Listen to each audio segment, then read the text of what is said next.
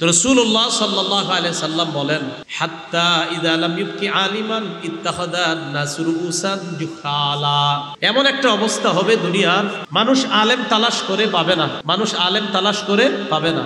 মানুষ জাহেলদেরকে নেতা বানাবে। বলেন, ধর্মীয় নেতা বানাবে কাদেরকে? জাহেলদের। এই মঞ্চের মধ্যে জাহেলদেরকে মানুষ বসিয়ে দিবে। বসানোর পর ফাস্তাফতাও, জনগণ তাদের কাছে ফতুয়া জানতে চাইবে। কি জানতে চাইবে? ফতুয়া। ফাফতাউ বিগাইরি ইলমিন, তারাও এলেম সারা ফতুয়া দিয়ে দিবে। কোনো মাসালা বলবে না যে আমি জানি না, সব উত্তর একের পর এক দিতে থাকবে। ফাদল্লু আদল্লু, নিজেরা পথভ্রষ্ট হবে, অন্যদেরকে পথভ্রষ্ট করবে।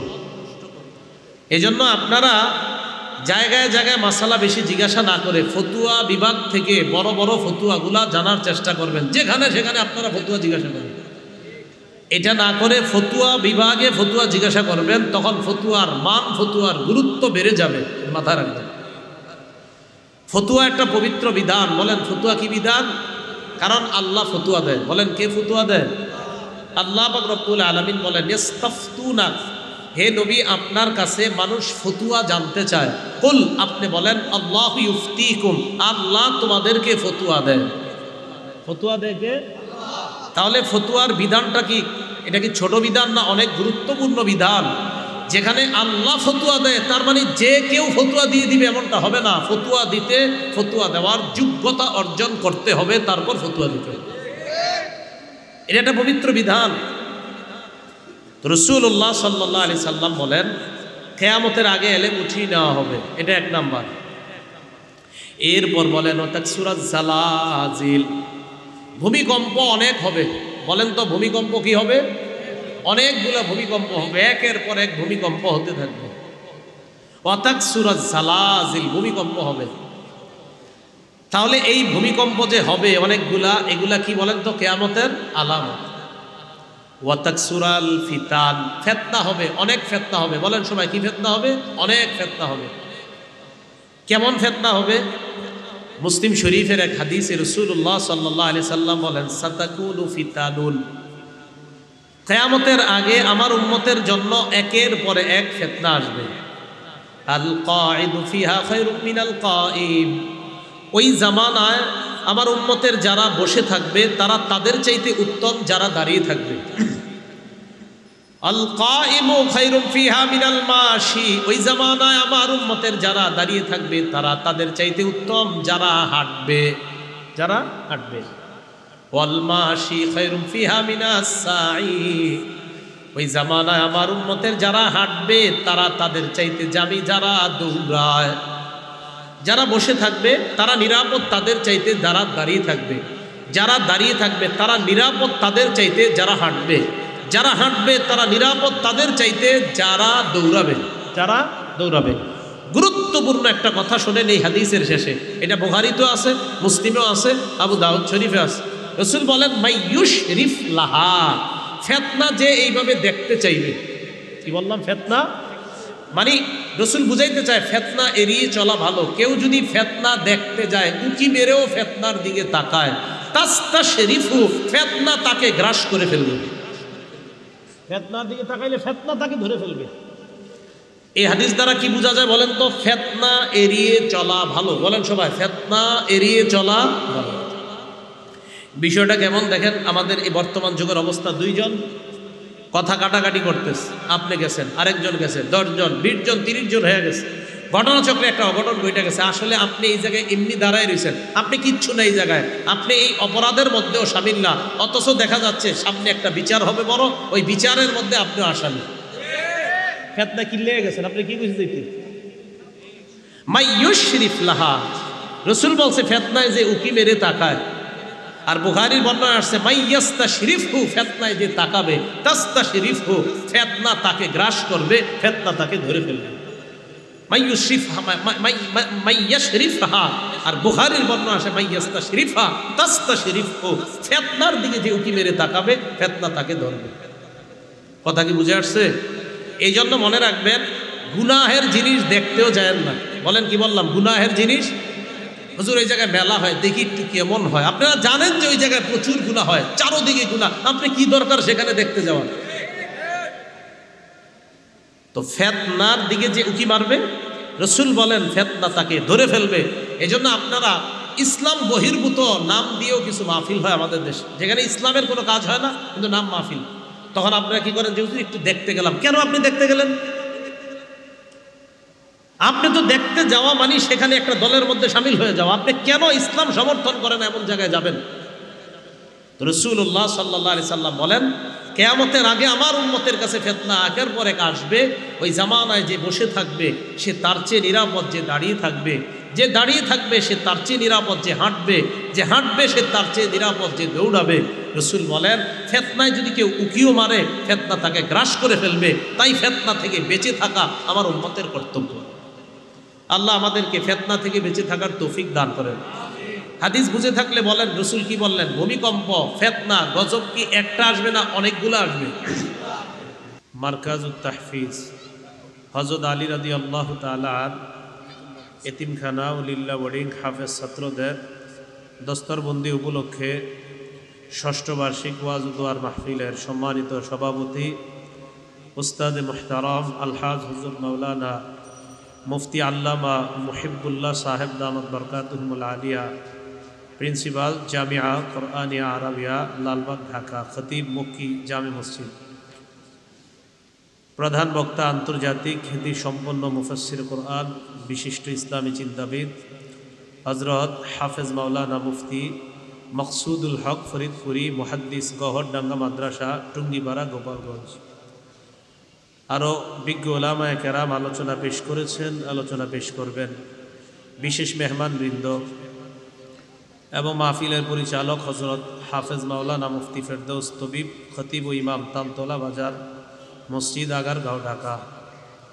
উপস্থিত হযরত উলামায়ে কেরাম, মুসলমান ভাইয়েরা, বিভিন্ন বাসা বাড়িতে অবস্থানরত শ্রদ্ধেয় মা বোনেরা, আল্লাহ পাক রব্বুল আলামিনের দরবারে শুকরিয়া আদায় করছি। আল্লাহ আমাদেরকে এই ওয়াজ দোয়ার মাহফিলে উপস্থিত হওয়ার তৌফিক দান করেছেন বলি আলহামদুলিল্লাহ। সূরাতুজ জিলজাল তেলাওয়াত করলাম। সূরাতুজ জিলজালের আরেকটা নাম সূরাতুজ জালজালাহ। সূরাতুজ জালজালা মানে হলো কম্পনের সূরা, কম্পন সৃষ্টি হওয়ার সূরা। এই সূরার মধ্যে আল্লাহ পৃথিবীর প্রকম্পন নিয়ে আলোচনা করবেন, ভূমিকম্প নিয়ে আল্লাহ আলোচনা করবেন। এই সূরার চারটি অংশে আলোচনা করব।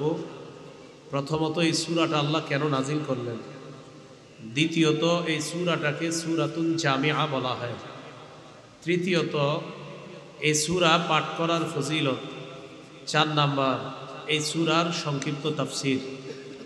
প্রথম কথা, এই সূরাটা আল্লাহ কেন নাজিল করলেন? তাফসীরের পরিভাষা এটাকে বলা হয় শানে নুজুল, অর্থাৎ এই সূরা নাজিল হওয়ার প্রেক্ষাপট, কারণ কি কারণে আল্লাহ এই সূরাটা নাজিল করলেন। এই সূরা নাজিল করার কারণ হলো এই, কাফেররা বিভিন্ন সময়ে রাসূলুল্লাহ সাল্লাল্লাহু আলাইহি ওয়াসাল্লামকে এবং মুসলমানদেরকে একটা প্রশ্ন করত, কিয়ামত কবে হবে? এই বিষয়টা যদি সত্যি হয়ে থাকে এখনো হয় না কেন? নবীজিকেও বলতো, মুসলমানদেরকেও কাফেররা এগুলো বলতো।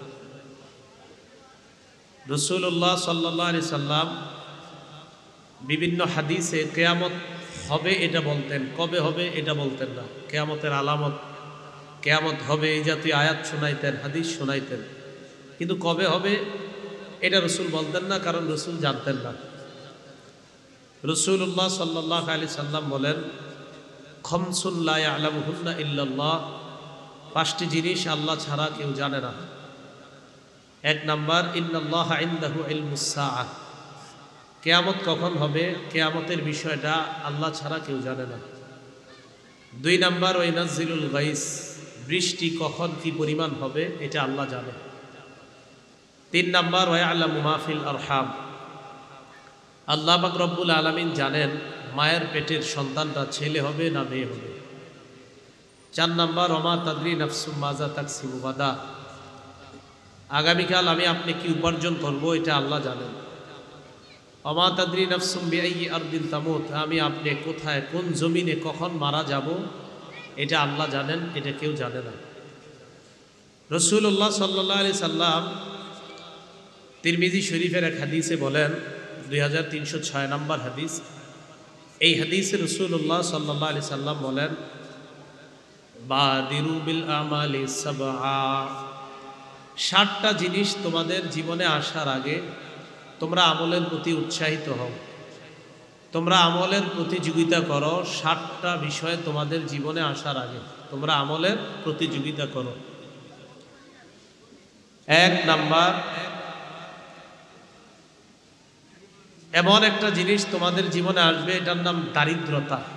দারিদ্রতা মানে ফকির হয়ে যাওয়া, নিঃস্ব হয়ে যাওয়া, অর্থ কমে যাওয়া।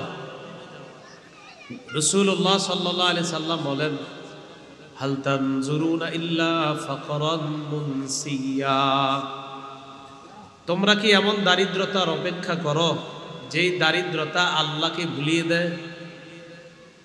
1 নাম্বার, এমন দারিদ্রতা যেই দারিদ্রতা আল্লাহ ভুলিয়ে দেয়, এমন দারিদ্রতা আসার আগে তোমরা আমলের প্রতি উৎসাহিত হও, আমলের প্রতিযোগিতা করো। তাহলে যেই দারিদ্রতা আল্লাহ ভুলিয়ে দেয়, এমন দারিদ্রতা আসার আগে আমল করার জন্য রাসূল আমাদেরকে বললেন। 2 নাম্বার, আউ গিনান মুতগিয়া, এমন ধনী হয়ে যাওয়া, যেই ধনী হওয়া তোমাকে ধর্ম ত্যাগী বানায় দেয়, ধর্মদ্রোহী বানায় দেয়। এমন ধনী হওয়ার আগে, যেই ধনী তোমাকে ধর্ম ত্যাগী বানায়, এমন ধনী হওয়ার আগে তুমি আমলের প্রতিযোগিতা করো। এটা হলো 2 নাম্বার। 3 নাম্বার, আও মারাদান মুফসিদা, এমন অসুস্থতা যে অসুস্থতা তোমাদের শরীরকে নিস্তেজ করে দেয়। প্যারালাইজড হয়ে গেলে মানুষ তখন আমল বেশি করতে পারে না, আমলের তখন করা তার জন্য কষ্ট হয়। নবীজি বললেন 3 নাম্বার, এমন অসুস্থতা যে অসুস্থতা তোমার দেহকে নিঃশেষ করে দেয়, দেহ শেষ করে দেয়, নিস্তেজ করে দেয়। এমন অসুস্থতা আসার আগে তোমরা আমলের প্রতি ধাবিত হও, আমলের দিকে ধাবিত হও, আমলের প্রতি উৎসাহিত হও, আমলের প্রতিযোগিতা করো। 4 নাম্বার, আও হারামান মুফান্নিদা,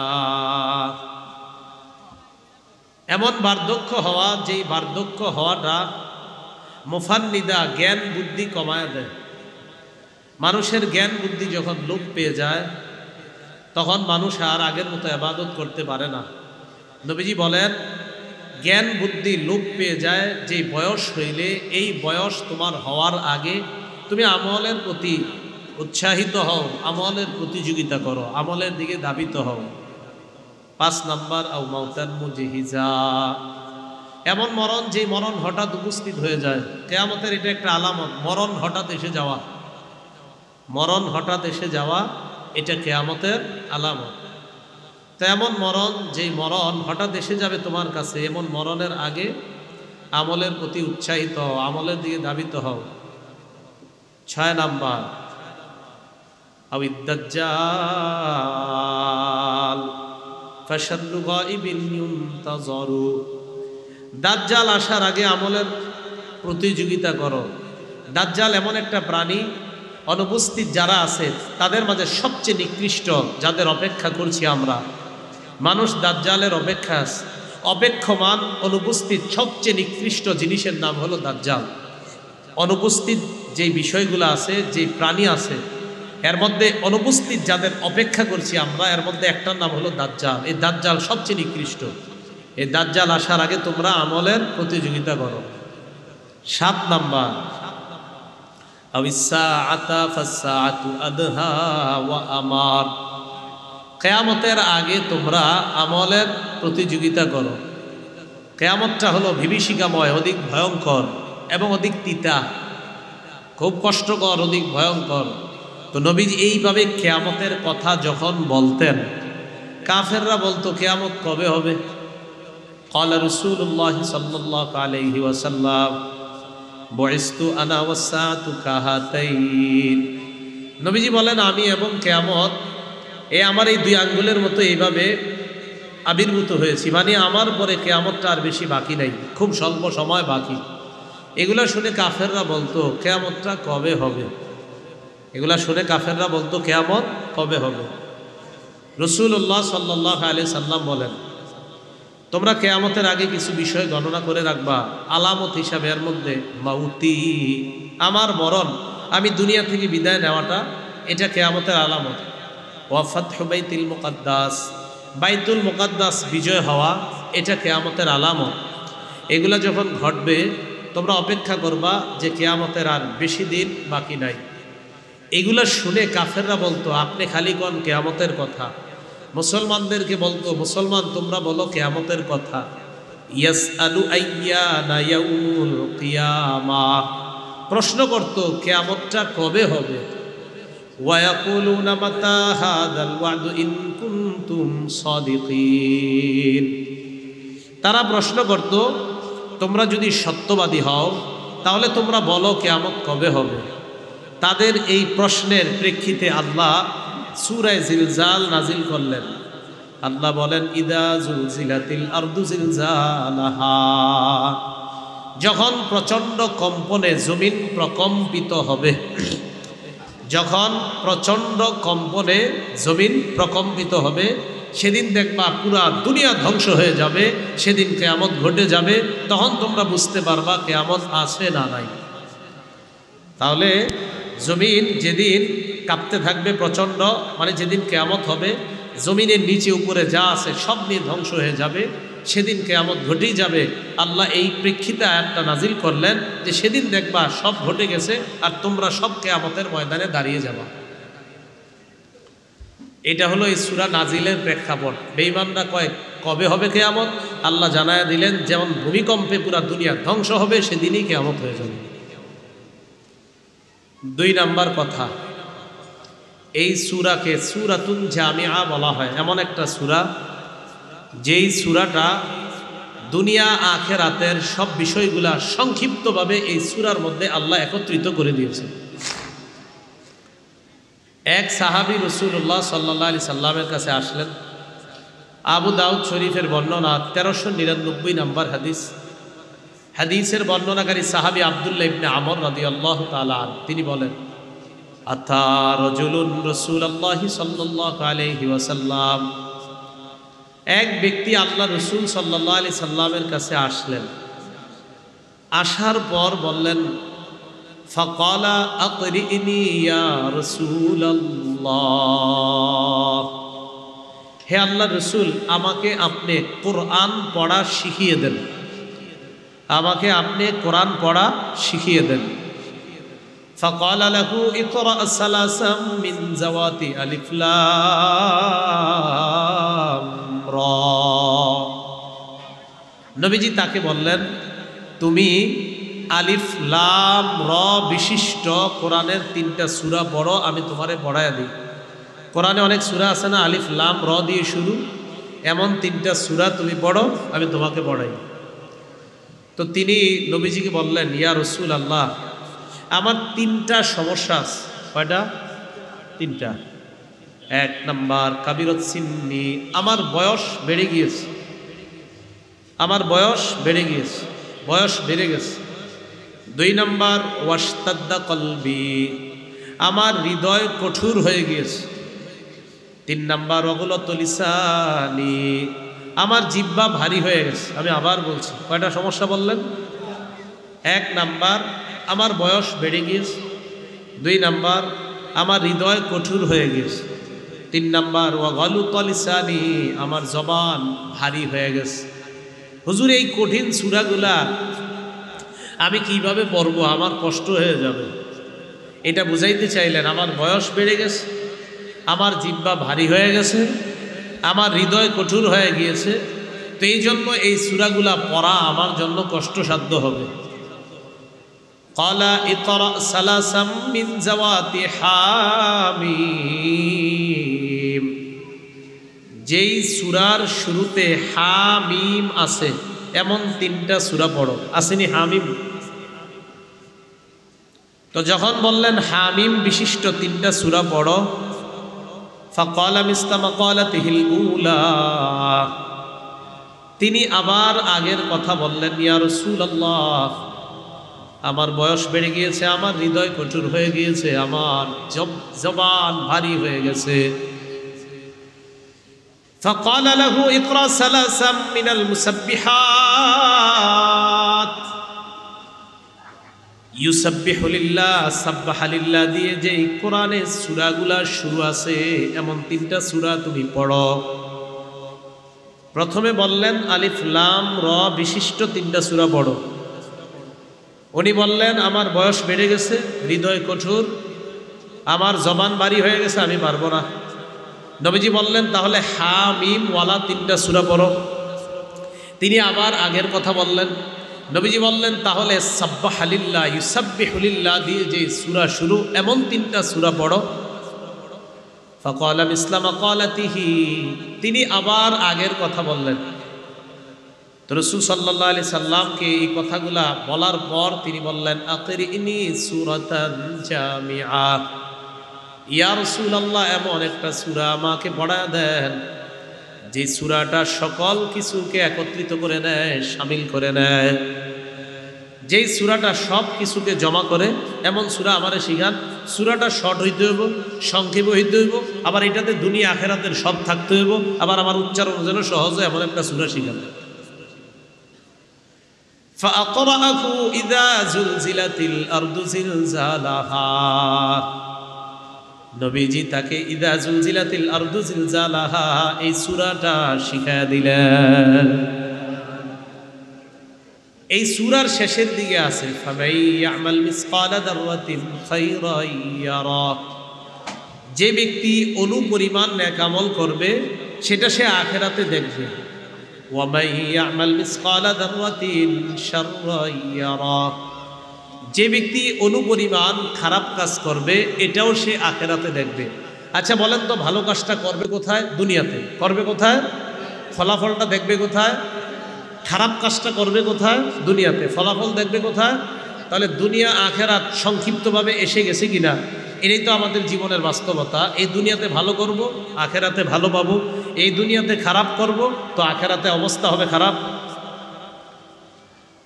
এই জন্য রাসূলুল্লাহ সাল্লাল্লাহু আলাইহি সাল্লাম তাকে শিখিয়ে দিলেন। একটু চিন্তা করেন তো, শেষে ছোট্ট দুইটা আয়াত, যদিও আয়াত দুইটা ছোট, গবেষণা করলে আমার আপনার দুনিয়া আর আখিরাতের জীবনটা সুন্দরভাবে এই দুই আয়াতে আল্লাহ ফুটিয়ে তুলেছেন। তো উনি বললেন হুজুর আমারে এমন একটা সূরা শিখান যেই সূরাটা জামিআ সব কিছুকে শামিল করে নেয়। এবার বুঝে আসছে এটা কিভাবে দুনিয়া আখিরাত এখানে আসে না। ভালো কাজ করব দুনিয়াতে পাবো আখিরাতে, খারাপ কাজ করব দুনিয়াতে পাবো আখিরাতে। তো এটাই তো আমাদের দুনিয়ার জীবন। দুনিয়াতে যতদিন আসি ভালো করব, যতদিন আসি হয়তো খারাপ করব, ভালো খারাপ যেটাই করব আখিরাতে দেখব। এমন একটা সূরা রাসূল তাকে শিখায় দিয়েছে। এই জন্য এই সূরাটাকে বলে সূরাতুল জামিআহ। একটু বলেন না সবাই, সূরাতুল জামিআহ। 3 নাম্বার, এই সূরা পাঠ করার ফজিলত। তিরমিজি শরীফের 2895 নাম্বার হাদিসের বর্ণনা। এই হাদিসের বর্ণনাকারী সাহাবী আনাস ইবনু মালিক রাদিয়াল্লাহু তাআলা আনহু, তিনি বলেন عن أنس بن مالك رضي الله تعالى عنه قال أن رسول الله صلى الله عليه وسلم قال لرجل من أصحابه هل تزوجت؟ رسول الله صلى الله عليه وسلم সাহাবাদের মধ্য থেকে তার এক সাহাবীকে বললেন তুমি কি বিয়ে করেছো? তুমি কি বিয়ে করেছো? فقال لا والله يا رسول الله ولا عندي ما أتزوج به, তিনি জবাব দিলেন আল্লাহর কসম আমি বিয়ে করি নাই, আর বিয়ে করার মতো সামর্থ্য আমার নেই। রাসূলুল্লাহ সাল্লাল্লাহু আলাইহি সাল্লাম তার এক সাহাবীকে জিজ্ঞাসা করলেন তুমি কি বিয়ে করেছো? তিনি দুটি জবাব দিলেন, এক আমি বিয়ে করি নাই, দুই বিয়ে করার মতো সামর্থ্য নাই। فقال له رسول الله صلى الله عليه وسلم أليس معك قل هو الله أحد, নবীজি তাকে বললেন, তোমার কাছে কি কুল হুয়াল্লাহু আহাদ এই সূরাটা নাই? তোমার সাথে কি কুল হুয়াল্লাহু আহাদ এই সূরাটা নাই? ক্বালা বালা ইয়া রাসূলুল্লাহ, তিনি জবাব দিলেন, এই সূরাটা আমার কাছে আছে। নবীজি বললেন, সুলুসুল কোরআন, তাহলে তো কোরআনের 3 ভাগের 1 ভাগ তোমার কাছে আছে। কোরআনের 3 ভাগের, এর মানে কোন উম্মত যদি সূরা ইখলাস কুল হুয়াল্লাহু আহাদ এই সূরাটা একবার পড়ে, তার আমলনামায় আল্লাহ কোরআনের 1/3 অর্থাৎ কোরআনের 3 ভাগের 1 ভাগ তেলাওয়াত করার সওয়াব আল্লাহ তাকে দিয়ে দেবে। রাসূল বলেন, তোমার কাছে কি এটা নাই? কয় আছে তো। এরপর নবী বললেন, আলাইসা মাকা কুল ইয়া আইয়ুহাল কাফিরুন, তোমার কাছে কি কুল ইয়া আইয়ুহাল কাফিরুন এই সূরাটা নাই? কুল ইয়া আইয়ুহাল কাফিরুন এই সূরাটা কি তুমি পারো না? ক্বালা বালা ইয়া রাসূলুল্লাহ, তিনি জবাব দিলেন, এটাও আমি পারি। নবীজি বললেন, রুবুল কোরআন, তাহলে তো কোরআনের 4 ভাগের 1 ভাগ তোমার কাছে আছে। এর মানে কুল ইয়া আইয়ুহাল কাফিরুন এই সূরাটা কেউ একবার পড়লে তার আমলনামে আল্লাহ কোরআন 4 ভাগের 1 ভাগ তেলাওয়াত করার সওয়াব দিয়ে দেন। 7.5 পারা, কয় পারা? 7.5 পারা কতটুকু হয়? 4 ভাগের 1 না, 7.5 দুগুণে কত? 15। 3 7.5, 3 7.5, 4 7.5, এই তো। তাহলে 4 ভাগের 1 ভাগ 7.5 না। তো কুল ইয়া আইয়ুহাল কাফিরুন যদি কেউ একবার পড়ে, তার আমল নামায় আল্লাহ কোরআনের 4 ভাগের 1 ভাগ তেলাওয়াত করার সওয়াব দিয়ে দেন। এরপর রাসূল বললেন, আলাইসা মাকা ইযা জাআ নাসরুল্লাহি ওয়াল ফাত, তোমার কাছে কি ইযা জাআ নাসরুল্লাহি ওয়াল ফাত এই সূরাটা নাই? তুমি কি ইযা জাআ নাসরুল্লাহি ওয়াল ফাত এই সূরাটা তুমি পারো না? তিনি জবাব দিলেন, এই সূরাটাও আমি পারি। নবী বললেন, রুবুল কোরআন এই সূরাটাও যদি একবার তেলাওয়াত করে, ইযা জাআ নাসরুল্লাহি ওয়াল ফাত একবার যদি কেউ তেলাওয়াত করে, তার আমলনামায়ও আল্লাহ কোরআনের 4 ভাগের 1 ভাগ তেলাওয়াতের সওয়াব দিয়ে দেয়। শেষের দিকে আল্লাহ রাসূল বললেন, আলাইসা মাকা ইযা যুলজিলাতিল আরদু জিলজালাহা, তোমার কাছে কি ইযা যুলজিলাতিল আরদু জিলজালাহা এই সূরাটা নাই? এটা কি তুমি পারো না? সাহাবী জবাব দিলেন, বালা ইয়া রাসূলুল্লাহ, ইযা যুলজিলাতিল আরদু জিলজালাহা এটাও আমি পারি। নবীজি বললেন, ইযা যুলজিলাতিল আরদু জিলজালাহা কেউ যদি একবার পড়ে, তার আমলনামায় আল্লাহ কোরআন 4 ভাগের 1 ভাগ তেলাওয়াতের সওয়াব দিয়ে দেয়। তাহলে এই হাদিস থেকে জানলাম, ইযা যুলজিলাতিল আরদু জিলজালাহা একবার যদি কেউ পড়ে, আল্লাহ তার আমলনামায় কোরআন 4 ভাগের 1 ভাগ তেলাওয়াতের সওয়াব আল্লাহ তাকে দিয়ে দেয়। তিরমিজি শরীফের যে হাদিসটা আপনাদেরকে শোনাইলাম, এই হাদিসের চাইতে আরো শক্তিশালী সনদে, সনদ মানি হাদিস যারা বর্ণনা করেছেন তাদের বর্ণনাটা আরো বেশি শক্তিশালী। আগে যে হাদিসটা বললাম এটার চাইতে, এই মাত্র যে হাদিসটা আপনাদেরকে শোনাইলাম, এই হাদিসটা তিরমিজি শরীফের 2895 নম্বর হাদিস। এখন যে হাদিসটা শোনাবো এটা হলো তিরমিজি শরীফের 2893। তাহলে কয়টা হাদিস ব্যবধান? 2টা। এই 2 হাদিস আগে 2893 নম্বর হাদিসের বর্ণনা। এই হাদিসের বর্ণনাকারী আনাস ইবনে মালিক। মন দিয়ে শোনেন হাদিসটা। সূরা ইখলাস বা কুল হুয়াল্লাহ সূরা একবার পড়লে কয় পারা কোরআন তেলাওয়াতের সওয়াব? 2 বার পড়লে, 3 বার পড়লে, অর্থাৎ কোরআন সূরা ইখলাস একবার পড়লে কোরআন 3 ভাগের 1 ভাগ তেলাওয়াতের সওয়াব, 2 বার পড়লে 3 ভাগের 2 ভাগ তেলাওয়াতের সওয়াব, 3 বার পড়লে পুরা কোরআন 3 ভাগ অর্থাৎ পুরা কোরআনের সওয়াব পাওয়া যায়। এখন হাদিসটা শুনেন, তিরমিজি শরীফের 2893 নম্বর হাদিস। ক্বালা রাসূলুল্লাহি সাল্লাল্লাহু আলাইহি ওয়াসাল্লাম, নবীজি বলেন, মান ক্বারা ইযা যুলজিলাতিল আরদু জিলজালাহা উদিলাত লাহু বিনিসফিল কুরআন। কোন ব্যক্তি যদি একবার ইযা যুলজিলাতিল আরদু জিলজালাহা পড়ে, আল্লাহ তার আমলনামায় অর্ধেক কোরআন 15 পারা তেলাওয়াতের সওয়াব দিয়ে দেন। ইখলাস একবার পড়লে কয় পারা? 10 পা 10। আর ইযা জুলজিলাতিল আরদু একবার পড়লে 15। কথা বুঝছেন নি? তাহলে ইখলাস 3 বার পড়লে পূর্ণ কোরআনের সওয়াব, আর ইযা জুলজিলাতিল আরদু জিলজালাহা 2 বার পড়লে পূর্ণ কোরআনের সওয়াব পাওয়া যায়। এ হলো এই সূরা তেলাওয়াতের ফজিলত। 4 নাম্বার এই সূরার সংক্ষিপ্ত তাফসীর। 1 নাম্বার আয়াতে আল্লাহ বলেন ইযা জুলজিলাতিল আরদু জিলজালাহা, যখন প্রচণ্ড কম্পনে জমিন প্রকম্পিত হবে। খুব ভালো করে শোনেন এই জায়গাটা। জমিন প্রকম্পিত হবে, জমিন কাঁপতে থাকবে, ভূমিকম্প হবে। এই আসল ভূমিকম্পে যে কিয়ামত হয়ে যাবে, এই ভূমিকম্পের আগে যেই ভূমিকম্প হয় এগুলা কিয়ামতের আলামত। বলেন তো, একটা ভূমিকম্প হবে যেটা পুরা দুনিয়া ধ্বংস হবে, এটা হলো কিয়ামত। বলেন এটা কি? এই কিয়ামতের আগে আরো ভূমিকম্প হবে, ওইগুলা কিয়ামতের আলামত। কিয়ামতের আলামতে যেই ভূমিকম্পগুলা হয়, কেন হয়? আমাদের গুনাহের কারণে। আবার বলছি, বলেন তো সবাই, যেই ভূমিকম্পে পুরা দুনিয়া শেষ হয়ে যাবে, এটা কি? কিয়ামত। এটার আগে যতগুলা ভূমিকম্প হবে এগুলা কিয়ামতের। বলেন তো, কিয়ামতের আলামত হিসাবে যেই ভূমিকম্পগুলা হবে এগুলা কাদের কারণে? আমাদের গুনাহের কারণে। সহিহ বুখারীর বর্ণনা 1036 নম্বর হাদিস।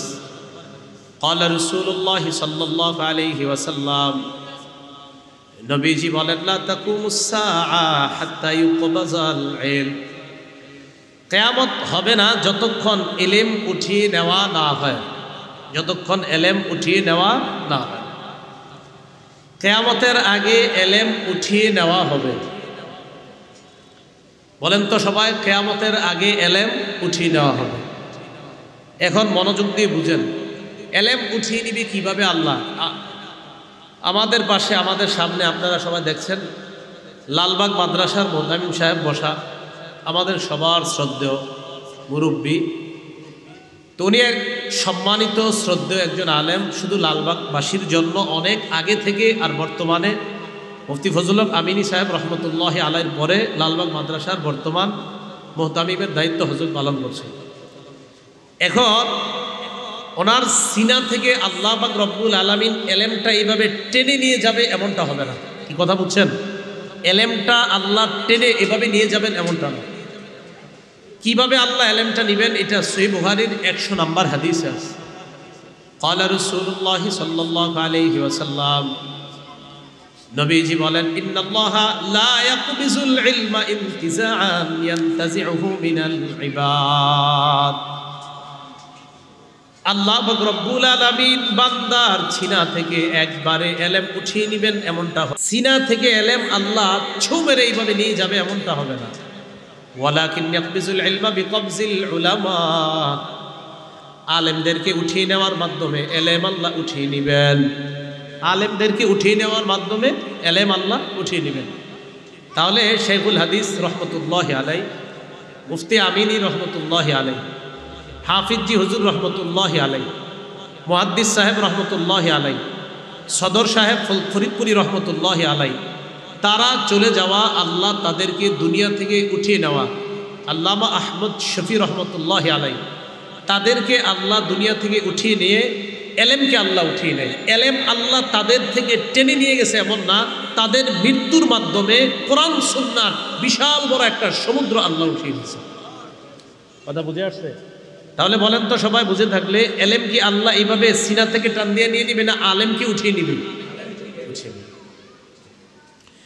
তো রাসূলুল্লাহ সাল্লাল্লাহু আলাইহি সাল্লাম বলেন হাত্তা ইযা লাম ইবকি আলিমান ইত্তাখাযা আন-নাসু রুউসান জুহালা, এমন একটা অবস্থা হবে দুনিয়ার, মানুষ আলেম তালাশ করে পাবে না, মানুষ আলেম তালাশ করে পাবে না।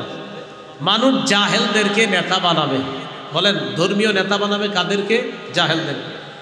এই মঞ্চের মধ্যে জাহেলদেরকে মানুষ বসিয়ে দিবে।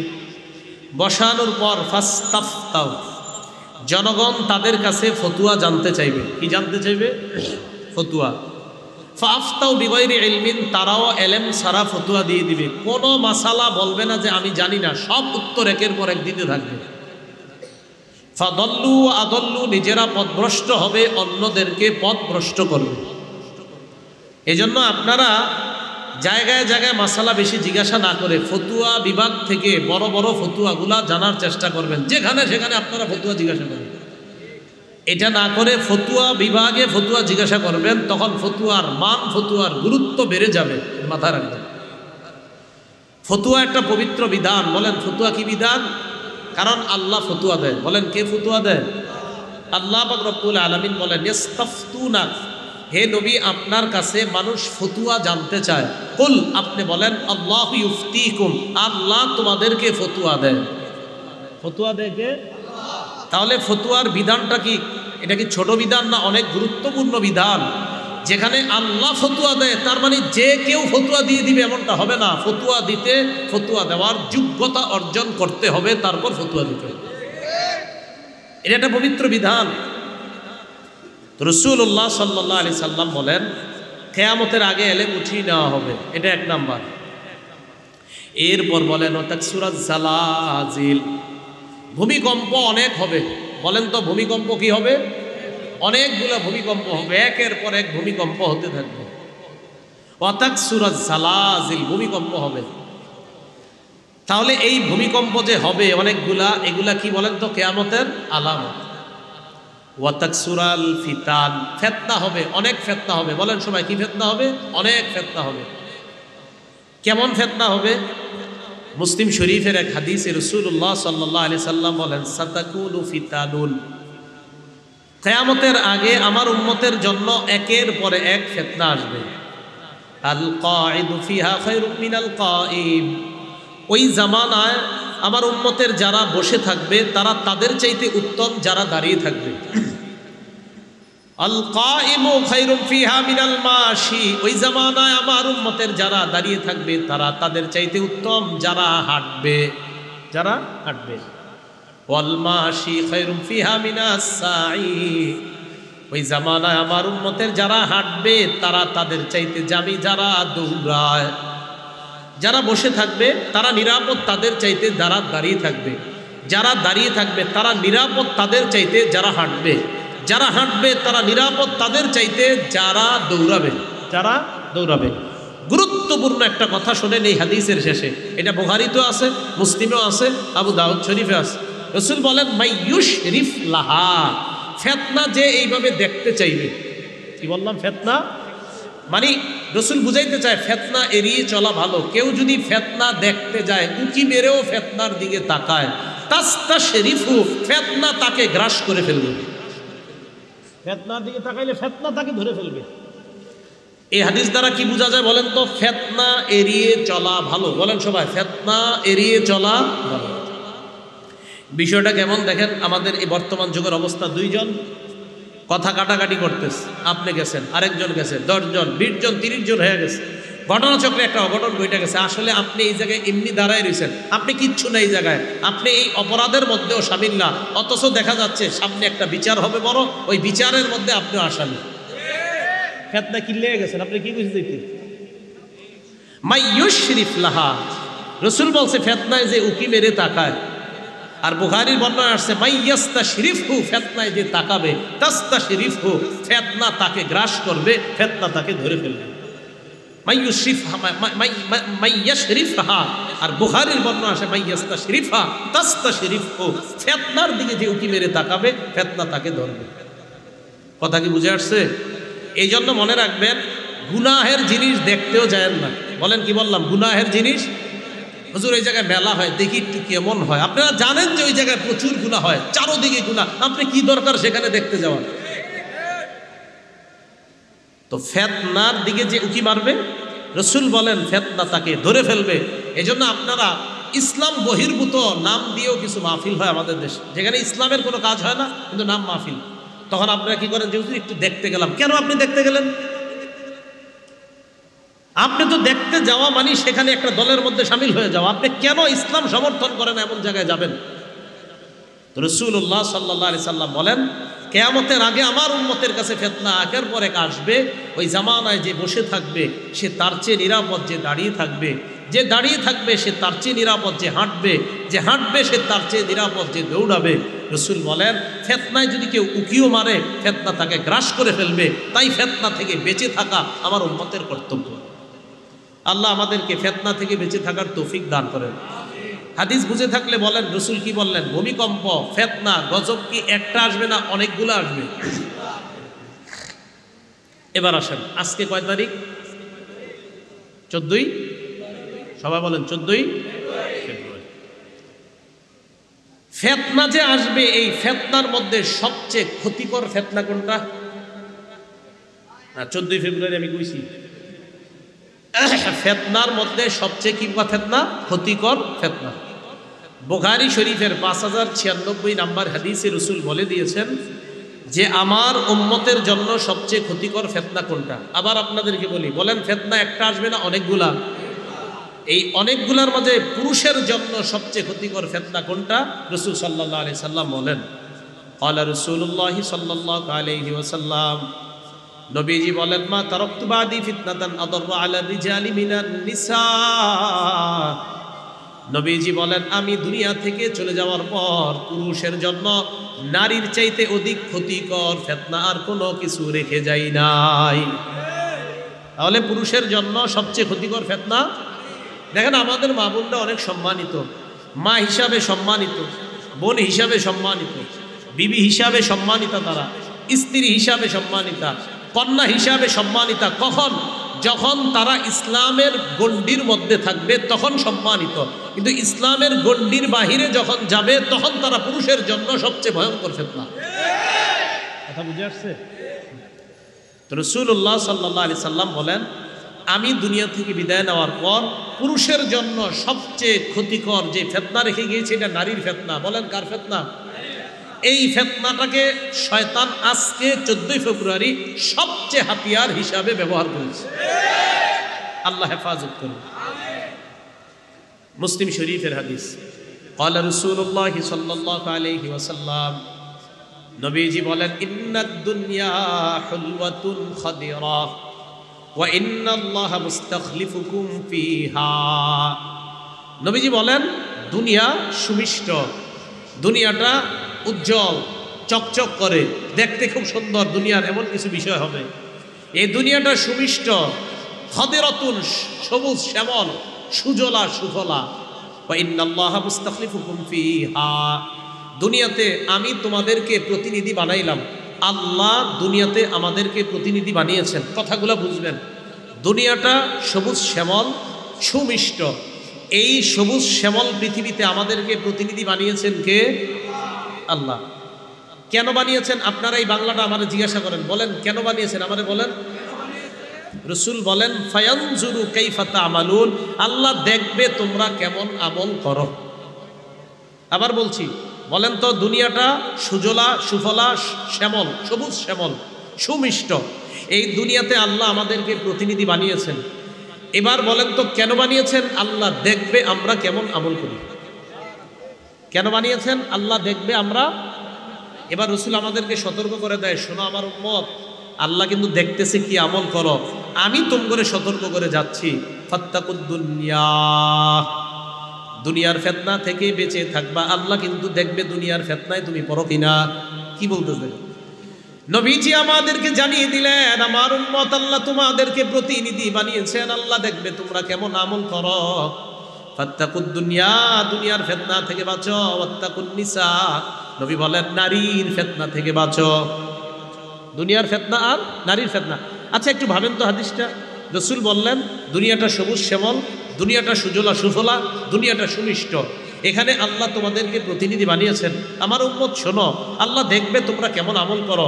সাথে সাথে সতর্ক করে দিচ্ছে আমার উম্মত দুনিয়ার ফিতনা থেকে বাঁচো, নারীর ফিতনা থেকে বাঁচো। কেন? কারণ আল্লাহ কিন্তু দেখছে কি করছো। এরপর রাসূল সাল্লাল্লাহু আলাইহি সাল্লাম দলিল হিসাবে একটা জাতি নারীদের ফিতনার কারণে ধ্বংস হয়ে গিয়েছে, দলিল হিসাবে আমাদেরকে রাসূল শোনায়া দিলেন। ফাইন্না আউওয়ালা ফিতনাতি বানি ইসরাঈলা কানাত ফিন নিসা। নবীজি বলেন বনি ইসরাইল সম্প্রদায়ের মাঝে সর্বপ্রথম যেই ফিতনাটা হয় সেই ফিতনা হলো নারীর ফিতনা। বলেন কার ফিতনা? নারীর ফিতনা। এজন্য তিরমিজি শরীফের 1173 নম্বর হাদিসে আসছে, ক্বালা রাসূলুল্লাহ সাল্লাল্লাহু আলাইহি ওয়াসাল্লাম, নবীজি বলেন, আল মারআতু আওরাতুন, নারী হলো ঢেকে রাখার জিনিস, নারী ঢাকনায় থাকার জিনিস, নারী পর্দায় থাকার জিনিস।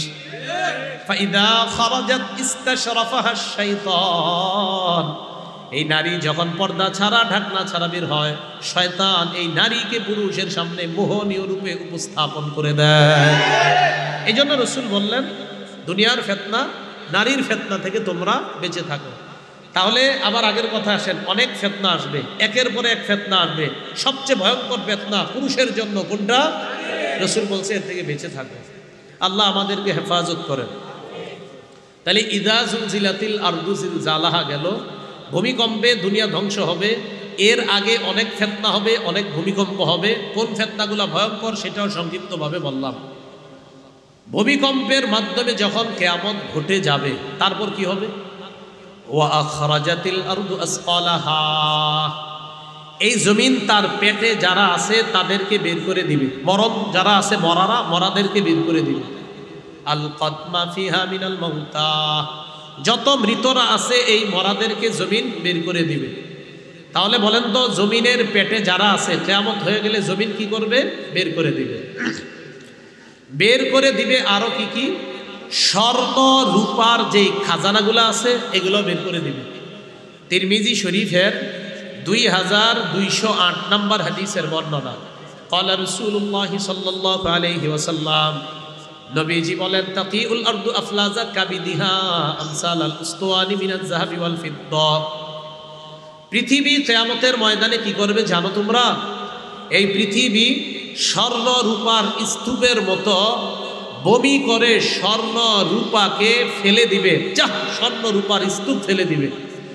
এই স্বর্ণ রূপার সামনে 3 শ্রেণীর মানুষ আসবে। কয় শ্রেণী? 1 নাম্বার চোর, 2 নাম্বার হত্যাকারী, 3 নাম্বার আত্মীয়তার সম্পর্ক রক্ষাকারী। কার সামনে আসবে? ওই স্বর্ণ রূপা। বলেন তো স্বর্ণ রূপাগুলা কি? বলেন পৃথিবীর বমি, জমিনের বমি। আচ্ছা, বমি কি আমরা কেউ পছন্দ করি? কারো কি বমি পছন্দ হয়? জিনার আওয়াজ 2-3 জনে, মানে অন্যরা পছন্দ করেন। আরে বমি কারো পছন্দ নাকি? এই জিনা প্রথম বললেন না, খান নাকি অনেকে? এটা মানে জিনা মানে মনে অনেকের পছন্দ। আরে জমিন স্বর্ণ রূপারে বমি কইরা ফেলে দিছে। বমি ভালো জিনিস না খারাপ এটা বলেন? এই চোর স্বর্ণ রূপার সামনে আসবে। আসার পর চোর বলবে, ফি মিসলি হাযা কুতিয়াত ইয়াদি, ছি ছি, এই বমির কারণে আমার হাত কাটা হলো। চোর আইসা বলবে, আমি এই স্বর্ণ রূপা চুরি করতে গেলাম, মানুষ ধরে আমার হাত কেটে দিছে, আমি এই বমি চুরি করতে গিয়ে হাত কাটলাম। চোর আফসোস করবে। হত্যাকারী স্বর্ণ রূপার সামনে গিয়ে বলবে, ফি হাযা কাতালতু, এই স্বর্ণ রূপার কারণে কত মানুষ আমি হত্যা করলাম, কত মানুষ আমি মার্ডার করলাম। এই স্বর্ণ রূপার এই বমির কারণে আমি মানুষ মারলাম।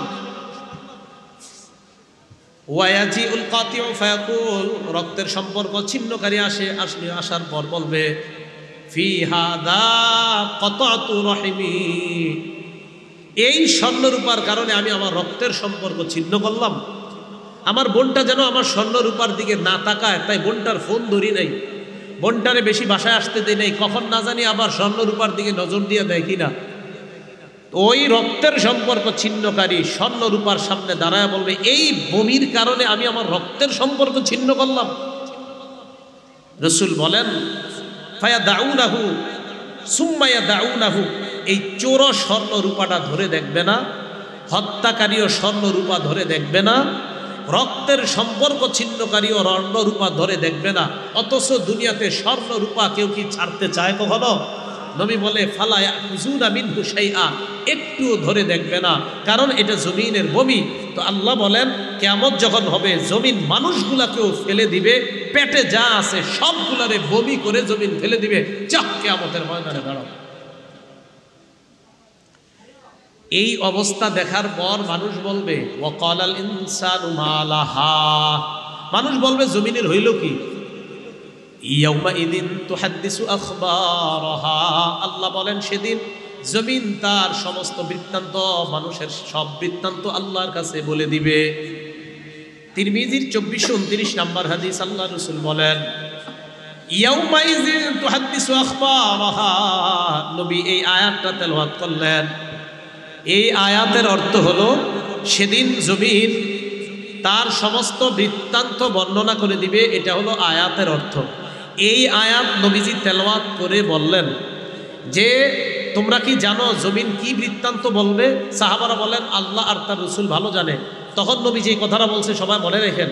নবী বলেন আনতাশহাদা আলা কুল্লি আবদিন ওয়া আমাতিন বিমা আমিলা আলা জহরিহা, নারী পুরুষ এই পৃথিবীর পিঠে, এই পৃথিবীর উপরে কি করেছে না করেছে জমিন সব আল্লাহরে বলে দিবে। আল্লাহরে বলবে আল্লাহ এইগুলা করছে, মাবুদ আমি তোমার কাছে সাক্ষী দিচ্ছি যে জমিনের উপরে আমার উপরে মানুষ এই করছে। তার বলে দিবে আমিলা কাজা ওয়া কাজা ইয়াউমা কাজা ওয়া কাজা, অমুক দিন অমুক সময়ে এই কাজগুলা করেছে আল্লাহ, আমি তোমার কাছে বিচার দিলাম। তো এই কথাটা আল্লাহ পাক রব্বুল আলামিন জানায়া দিলেন যে জমিন সেদিন তার সব বৃত্তান্ত বলে দিবে। ভাই আমি আপনি জমিনের উপর চলছি না, প্রত্যেকটা মুহূর্ত চিন্তা করেন যে সর্বনাশ, আমার উঠা, আমার বসা, আমার চলন বলন, আমার ডান বাম, জমিন আল্লাহকে সব সাক্ষী দিয়ে বলে দিবে। এইভাবে বলার পর আল্লাহ বলে জানো কেন বলবে? বিআন্না রাব্বাকা আওহা লাহা, আপনার রব জমিনকে হুকুম করেছে, তাই ওই জমিন রবকে সব বলে দিবে। ইয়াউমাইযি ইয়াসদুরুন নাসু আশতাতাল লিয়ারাউ আমালাহুম, চারদিক থেকে বিক্ষিপ্তভাবে মানুষগুলা বের হবে যেন তাদের আমলনামা তাদেরকে দেখিয়ে দেওয়া হয়। ফামাইয়া'মাল মিসকালা যাররাতিন খায়রান ইয়ারা, সেদিন যেই ব্যক্তি অনুপরিমাণ নেক আমল করবে এটাও দেখতে পাবে। ওমাইয়া আমাল মিসকালা যাররাতিন শাররান ইয়ারা, যেই ব্যক্তি অনুপরিমাণ খারাপ কাজ করবে এটাও দেখতে পাবে। তাই নবীজি বলেন লা তাহকিরান্না মিনাল মারুফি শাইআ, তোমরা ছোট নেক আমলকে তুচ্ছ মনে করবা না। ওয়ালাউ আন তালকা আখাকা বিওয়াজহিন তালাক, তোমার ভাইয়ের সাথে হাসি মুখে কথা বলবা এটাও তুমি ছোট মনে করবা না। এই যে হাসি মুখে কোনো ভাইয়ের সাথে কথা বললেন এটাও কিয়ামতের ময়দানে আমল নামায় দেখতে পাবেন। কাউকে আপনি এক কাপ চা পান করাইলেন, নিয়ত করে ফেললেন আল্লাহ আপনার খুশি করার জন্য এই মানুষটারে আমি আপনার জন্য ভালোবাসি, তাই এক কাপ চা পান করাইলাম, এই আমলটাও কিয়ামতের মাঠে আপনি দেখবেন, সওয়াবটা দেখতে পাবেন। আল্লাহ আমাদের সকলকে সূরা জিলজালের যে কথাগুলো বললাম একটু বলতে পারবেন নি সবাই? বলেন তো আসল ভূমিকম্পে কি হয়ে যাবে? কিয়ামত। কিয়ামতের আগে যে ভূমিকম্পগুলো হয় এগুলো কিয়ামতের, বলেন কিয়ামতের আলামত যে ভূমিকম্পগুলো হয় কাদের গুনাহের কারণে? আমাদের। ও আচ্ছা, আমাদের গুনাহের কারণে যে হয় এটার একটা দলিল কি? ইবনে মাজার 4020 নম্বর হাদিস, রাসূল বলেন লা ইয়াশরাবান্না নাসুম মিন উম্মতি আল খামরা, আমার উম্মতের একদল মানুষ মদ পান করবে, ইউসাম্মুনাহা বিগাইরি ইসমিহা, মদ পান করবে অন্য নাম দিয়া, তারা মাদকের নাম দিবে অন্য, মাদক সেবন করবে নাম হবে গাঁজা, মাদক নিবে নাম হবে ইয়াবা, মাদক নিবে নাম হবে ফেন্সিডিল, মাদক হবে নাম হবে হিরোইন, মাদক হবে নাম হবে আফিম, মাদক নিবে নাম হবে কানাডা ড্রাই, মাদকের নাম হবে মাস্তুদ, মাদকের নাম হবে শ্যাম্পেন, মাদকের নাম হবে বিয়ার, বিভিন্ন নামে তারা মদ নিবে। রাসূল সাল্লাল্লাহু আলাইহি সাল্লাম বলেন এইভাবে তারা মাদকের একটা জয় জয়কর অবস্থা হবে। বিভিন্ন রেস্টুরেন্ট, বিভিন্ন রিসোর্ট, বিভিন্ন জায়গায় তারা এইভাবে মদ টানতে থাকবে। ইউজাফু আলা রুউসিহিম বিল কাইনাতি ওয়াল মুগান্নিয়াত, গায়িকা নায়িকারা গানের তালে নাচানাচি করতে থাকবে। নবীজি বলেন এমন অবস্থা যখন হবে ইয়াকসিফুল্লাহু বিহিমুল আরদ, আল্লাহ তাদেরকে সহ জমিনের নিচে ধসিয়ে দিবে, আল্লাহ তাদেরকে দাফন করে দিবে। অনেক দূরে যেতে হবে আমার এখন আবার। আল্লাহ আমাদের সকলকে যা শুনলাম বললাম এর উপরে যেন আমরা আমল করতে পারি, আল্লাহ তৌফিক দান করেন।